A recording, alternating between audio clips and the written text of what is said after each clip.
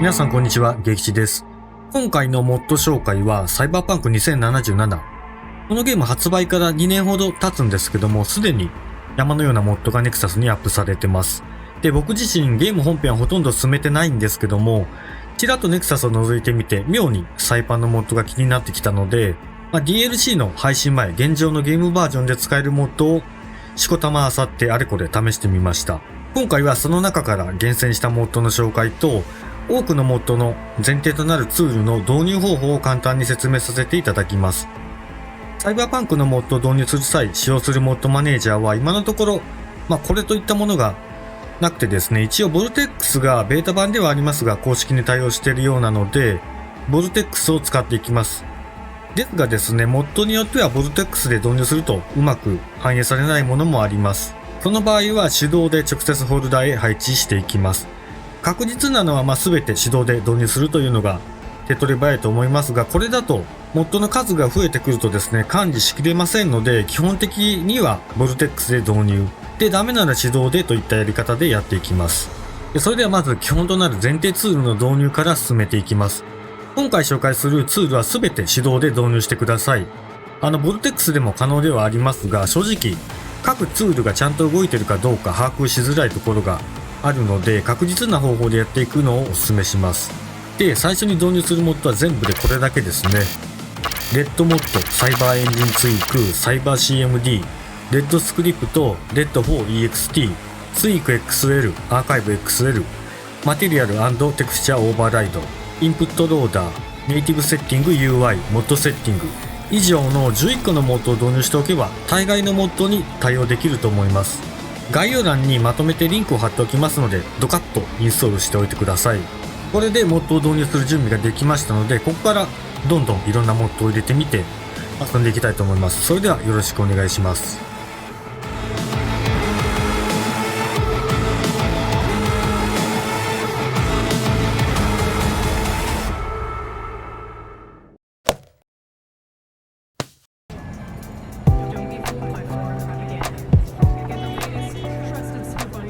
それでは最初はゲームプレイに関連したモッドから始めます。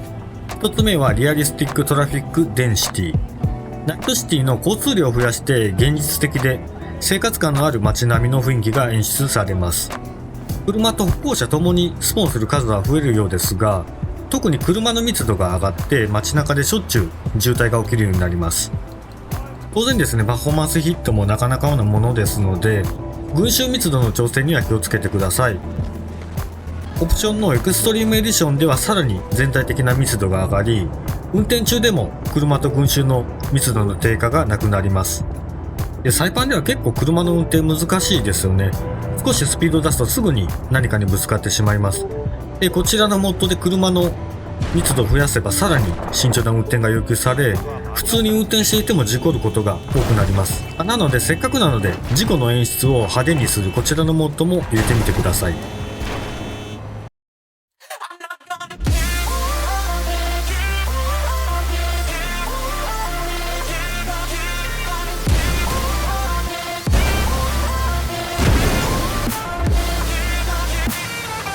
リアリスティックカークラッシュズですね。子供と導入することで車の衝突事故の演出が派手になります。ぶつかった瞬間大量の破片をばらまき、バンパーは吹き飛び、ドアももげます。正面衝突すればボンネットがへこむ程度は済みません。慎重に運転してください。この動画ではですね、思いっきり事故らせまくってます。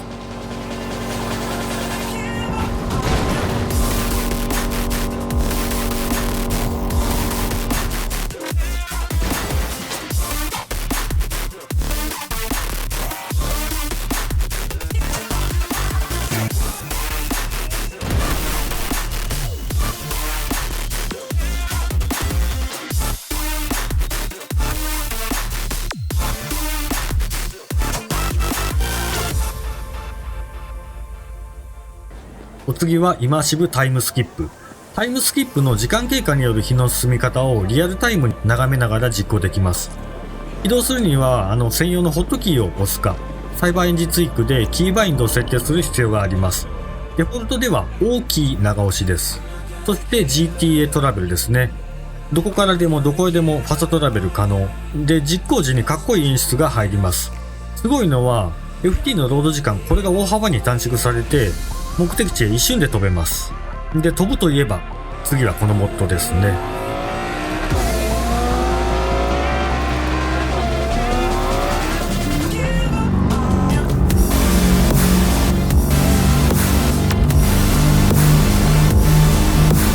サイパンといえばこのモッドですね。Let There Be Flight。すべての車で飛行、飛ぶことができます。本当に世界が変わります。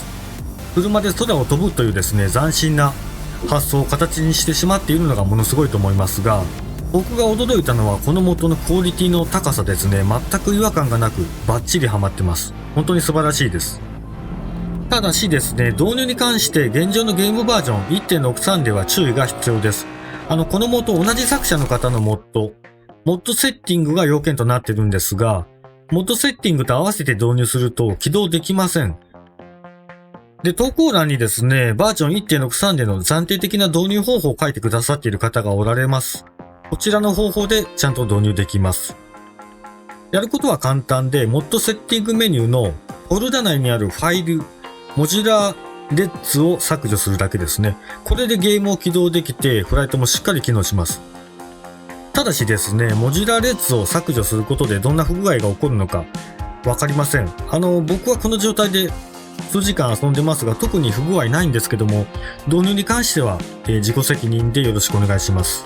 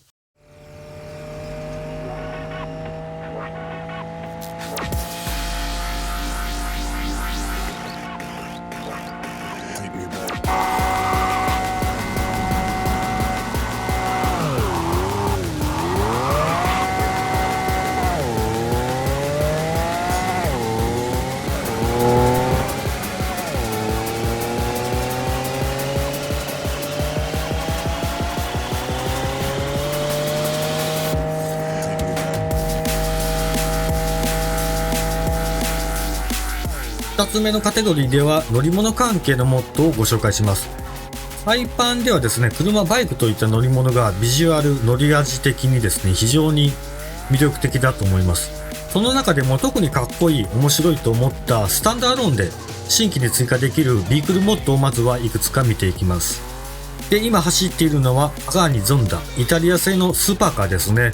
この車とにかくかっこよくて速いですね。まさに一目惚れでした。で、最高速は280キロ程度出るようです。加速も抜群ですね。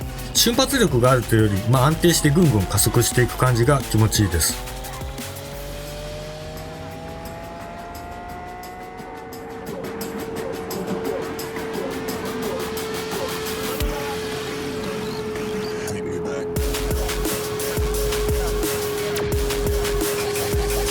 で、お次はマクラーレン 765LT スパイダー。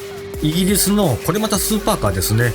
765LT は765台限定生産という意味らしいです。最高速は先ほどのゾンダよりも伸びませんが、十分速いです。そして安定感も抜群ですね。デザインも最高ですね。コンバーチブルオープンカーとなっております。ちなみにこの車いくらくらいするのかなと思って調べたら、中古で日本で6000万ぐらいで売ってました。僕には一生縁がない車ですね。サイパンの中だけで楽しみます。こういったスーパーカーをですね、何台か使ってみたんですけども、サイパンの世界観とすごくマッチしてますね。ナイトシティをかっ飛ばしてるとすごく映えます。逆にこういう車がうちの近所で走ってたらものすごく違和感あるんだろうなぁなんてことを思いながら遊んでました。そしてこちらは 240SX。海外仕様の 180SX ですね。一昔前はそこら中を走ってた車ですね。多分サウンドは CA ではなくて SR を再現してるんだと思いますが、昔のことなのでよく覚えてません。僕も合わせて田舎者はみんなだいたいボディへこませたり、バンパー割り出たりしてましたね。次はバイクですね。1台だけで申し訳ないんですが、金田レッドアドオンビークル。大友克洋先生の名作アキラに登場した金田仕様のバイクですね。細かいディティールは少し異なるんですけども、しっかり雰囲気出てます。かっこいいのは間違いないんですが、それ以上に懐かしさを感じて感動しました。このモッドはですね、探せば絶対あると思ってたんですが、やっぱり存在してましたね。作者の方に感謝です。非公式ですが、アキラとサイパンのコラボ完璧ですね。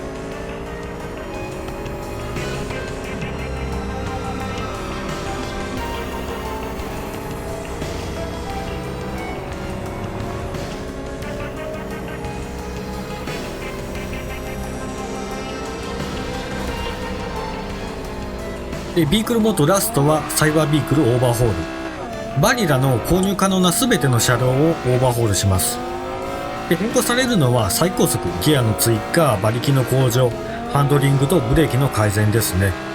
特に加速性能がかなり向上するみたいで、あっという間に最高速まで加速していきます。試しに0、200キロで時速200キロに到達するまで何秒かかるのかバニラと比較してみたいと思います。で、最初はバニラで200キロ出るまで何秒かかるのか見てみます。結果は19秒52、割とかかりますね。次はサイバービークルオーバーホールを導入して見てみます。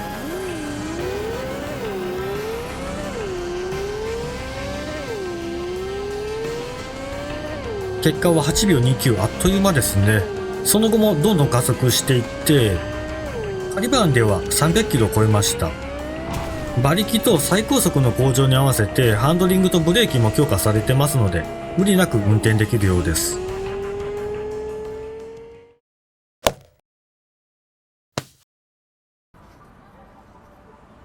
それでは3つ目のカテゴリーですね。ここからはキャラクターに関連するモッド、ボディモッドや衣装モッドを少しと、スクショをきれいに撮影するためのツールやフォトモードを拡張するモッドもご紹介します。まずはボディモッド、エンハンスドビッグブリーストボディモッド。名前の通りバストに加えヒップもボリュームアップさせることができます。このボディモッド非常に扱いやすく、対応している装備もすごく多いので本当におすすめです。で、対応した衣装に関しては、ハイストボディとか EBB もしくは EBBB などと呼ばれることもあります。ので、対応した装備モッド、衣装モッドを探すときは、その辺の名前が表記されているかどうか見て対応しているものか確認してみてください。元の衣装を導入するときは、バーチャルアトリエと各元のアトリエストアもお忘れなく導入してください。そしてパナムにもエンハンスドボディを適用することができます。それがパナムボディエンハンスド。こちらのモッドはボルテックスで導入すると機能しませんでした。ですので、手動でゲームホルダーへ配置してください。こうやって結構いろんなモッドと競合します。中には意外なモッドと相性が悪かったりするようなこともあるようですね。続いてソロボディアルティメット。完全にバリラの体型をオーバーホールしたボディモッドですね。彫刻のような筋肉もりもりの体型に生まれ変わります。ちなみに腕の方は別途他のモッドを使用しています。HD ハイフィールフィートと 4K テクスチャーを備えた UV テクスチャーフレームワークも使用可能です。その場合はソロアルティメット UV バージョンのファイルを導入してください。で、先ほどのソロボディに合わせてぜひソロアームの方も導入してください。腕のみを個別に筋肉質なものへ変更できます。このソロアームはソロボディのみでなくて他のボディモッドとも互換性があるので単体で機能します。お次はブリーストジグルフィジックス。紳士御用達の物理モッドサイパンにも存在しています。このモッドのみで全てのボディモッドで機能します。NPC にも物理を追加したい場合はシチズンブリーストフィジックス。こちらもこのモッドのみで全ての NPC に対応します。NPC の服装が変わっているのは NPC ゴーンワイルド。すべての女性 NPC の露出度が上がります。動画ではマイルドなバージョンを導入してますが、ワイルドの方は結構無法地帯になってしまいます。そして装備に関してですが、アーマーや衣装のシステムを拡張するモッドをご紹介します。エクイプメント EX。このモッドを使うことで重ね着と見た目装備を編集することができます。ワードローブを開くとずらりと装備が表示されますが、この装備のカテゴリーがバニラよりも細かく分類されてます。ここで重ね着していくことが可能です。さらに同じカテゴリー内にある装備も重ね着したい場合はですね、アイコンにカーソルを合わせて F キーを長押しすることで、その装備のカテゴリーというかスロットですね、これを変更することができます。エクイプメント EX ではですね、40個以上のスロットが用意されていて、好きな装備を好きなスロットに割り当てることができます。要はそれだけ全ての装備スロットを使って重ね着できます。40着以上の装備を重ね着できるということですね。で、最後にボディモードと装備が決まれば、キャラクターのスクリーンショットが撮りたくなってきますね。そこでフォトモードと撮影時に使える便利なツールをご紹介します。まずはフォトモードアンロッカー 1.6。このモードを導入することで、フォトモードでの視野角やカメラの移動距離がぐっと伸びます。加えていろいろなポーズモードにも対応します。で、お次は AMM。AMM はサイバーエンジンツイークから起動できます。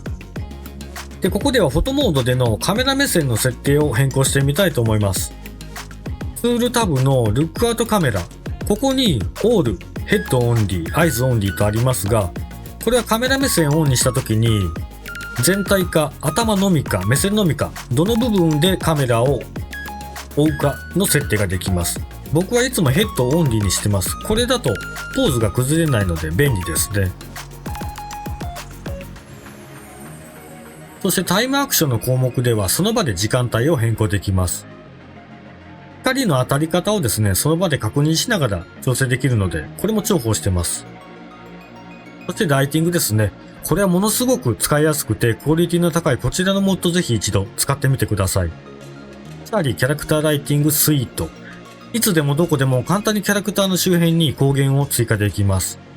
ライトは一つだけでなくまとめて複数配置して調整することもできます。位置や角度だけでなくてですね、光源の色合いも変更できます。で、追加したライトのグラフィックをですね、もちろん非表示にすることもできます。で、ここまでできたら、あとはフォトモードを使って構図などを調整して撮影します。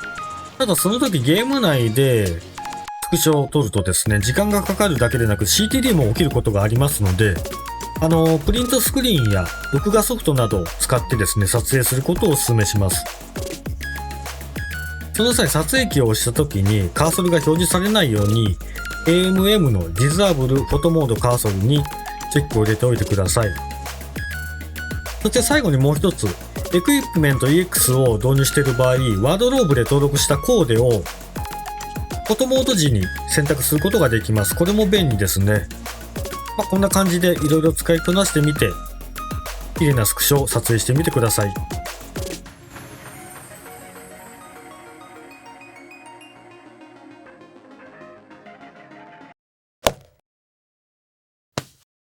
4つ目のカテゴリーではですね、サイパンにさらなる没入感を加えるモッドをご紹介します。1つ目はイマーシブファーストパーソン。一人称視点のカメラでキャラクターの胴体が表示されるようになります。ちょっとした改善ではありますが、こういったさりげない部分の変更がゲームに素晴らしい没入感を与えると僕は思います。そして続けてSit Anywhere。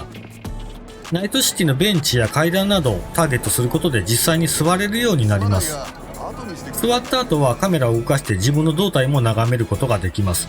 本当にいろんなところに座れるようになります。なぜバニラにこの機能がなかったのか不思議なくらいです。お次はこちら、フリーフライ。没入感とは少し違うかもしれないんですけども、先ほどと同じ作者の方のモッドなのでご紹介します。上下左右自由にコリジョンなし、衝突なしで移動できます。で、これ単にカメラが移動しているわけではなくて、実際キャラクターが移動してますので、高所でモードを解除すると、落下して死んでしまいます。フリーフライのオンオフはサイバーエンジンツイークのバインドタブでホットキーを設定して行ってください。で、動画の方も長くなってきましたが、そろそろ小腹が空いてきたんではないでしょうか。こちらはイマーシブフードベンダー。飲食店で食事をとると飯を食うアニメーションが表示されます。これぞイマーシブといったモッドですね。で、酒が飲みたくなったらナイトシティ、インタラクション。バーで席に着くことで実際酒が飲めます。ジュディやパナムと一緒に飲めるようですが、僕は飲めませんでした。嫌われてるんでしょうか。多分ゲームをそこまで進めてないからそう思いたいですね。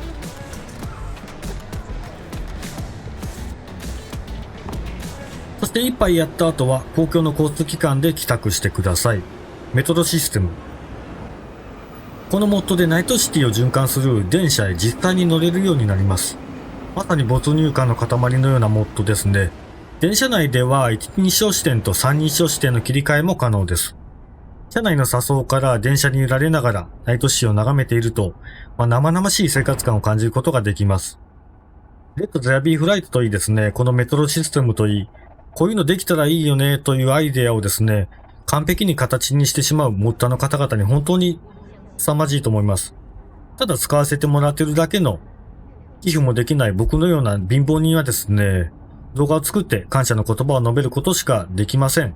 ありがとうございます。皆さんもぜひ元をダウンロードして導入した際は感謝の気持ちと承認ボタンの押し忘れのないようにお気をつけください。僕はたまに本当に押し忘れてしまいます。押したつもりになって忘れてるので、タチが悪いやつですね。ということで、そろそろ動画の方を終わりにしたいと思います。